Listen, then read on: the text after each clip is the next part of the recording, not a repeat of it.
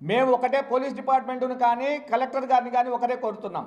కడప నగరంలో ఎంతమంది రోహింగ్యాలు ఉన్నారు కార్డన్ సెర్చ్ చేసి ప్రతి ఇంటిని క్షుణ్ణంగా పరిశీలించి ఇంతమంది ఇక్కడ ఎవరైతే ఉగ్రవాద మూకలు కదలికలు ఉన్నాయి, ఎవరైతే కొత్త వ్యక్తులు వచ్చి ఉన్నారు మొత్తం అంతా జల్లడ పట్టాలని మేము విజ్ఞప్తి చేస్తున్నాం. మేము ఈరోజు ఎవరైతే వీళ్ళకు మత సామరస్యాన్ని పాటిస్తున్నాం అంటూనే ఒక మతం యొక్క వ్యక్తులను ఉసిగొల్పుతూ హిందూ సమాజం మీదకి ఉసిగొల్పుతున్నారు.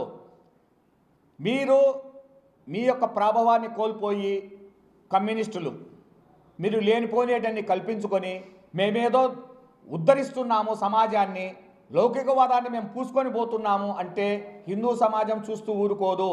మిమ్మల్ని ఏ విధంగా అయితే మిగతా రాష్ట్రాల్లో తరిమి కొడుతున్నారో నెక్స్ట్ ఆంధ్రప్రదేశ్లో అందులో ఉన్న కడపలో మిమ్మల్ని హిందూ బంధువులందరూ తరిమి కొట్టేంత వరకు పరిస్థితులు తెచ్చుకోవాకండి. ఇది మేము ఖబర్దార్గా చెప్తున్నాం. మేము ఎవరైతే కమ్యూనిస్టు నాయకులు ఉన్నారో, ఎవరైతే కుహానా లౌకికవాదులు ఉన్నారో మీ అందరికీ ఇదే హెచ్చరిక కూడా చేస్తున్నాం.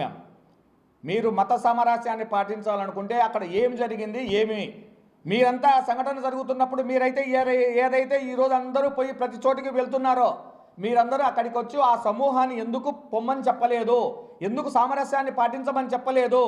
హిందూ సమాజం అదే వాళ్ళ మాట విన్నది కదా, పోలీస్ డిపార్ట్మెంట్ మాట విన్నది, రెవెన్యూ డిపార్ట్మెంట్ వాళ్ళ మాట విన్నది. వాళ్ళందరూ ఎవరి మీదకి పోకుండా ఎటువంటి వెకిలి చేష్టలు చేయకుండా ఒక సైడ్ ఉన్నారు.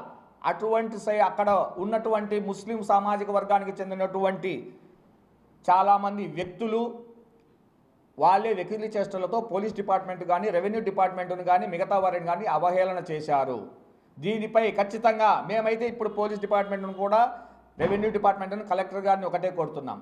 ఏదైతే సామాజిక విచ్ఛిన్నం కోసం పనిచేస్తున్నారో కడప నగరంలో ఎవరైతే ఈ సమాజాన్ని విచ్ఛిన్నం చేసేసి వాళ్ళు లబ్ధి పొందాలనుకుంటున్నారో వాళ్ళను ఖచ్చితంగా కఠినంగా శిక్షించాలని, ఎవరైతే వీళ్ళకు ఉసిగొల్పుతున్నారో ఇప్పుడు ప్రస్తుతం